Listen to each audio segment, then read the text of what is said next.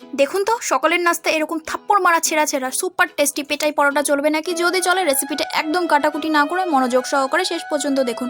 প্রথমেই যেটা করব, 1 বাটি ময়দা, পরিমাণ মতো নুন আর পরিমাণ মতো 1 চামচ সাদা তেল দিয়ে ভালো মতো নেড়ে হাত দিয়ে ময়াম ধরিয়ে নেব। যখন ময়াম ধরানো হয়ে যাবে তারপর জল দিয়ে ভালো মতো মেখে একদম কোনো রকম রেস্টে না রেখে ডিরেক্ট লেচি কেটে রুটির মতো বেলে গায়ে 1 চামচ সাদা তেল দিয়ে ভালো মতো লাগিয়ে নেব। তারপর একটা ছুরির সাহায্যে মাঝখান দিয়ে কেটে আমি যেরকম রোল করছি ঠিক সেরকম রোল করে যে নিচের যে অংশটা আছে সেটাকে ভেতরে চেপে দিন। তারপর একটুখানি গায়ের মধ্যে তেল লাগিয়ে ঠিক আধা ঘন্টা বা 45 মিনিট মতো রেস্টে রাখলে দেখবেন এরকম নরম হবে।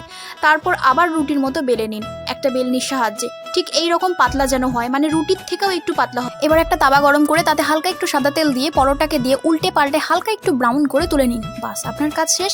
এইবার গরম অবস্থাতে 2-3 ঘা থাপ্পড় দিয়ে দিন। বাস, দেখবেন নিজে থেকে লেয়ারগুলো ছেড়ে ছেড়ে চলে আসবে। দেখুন কত সুন্দর হয়েছে। কেমন লাগলো কমেন্টে অবশ্যই জানাবেন কিন্তু।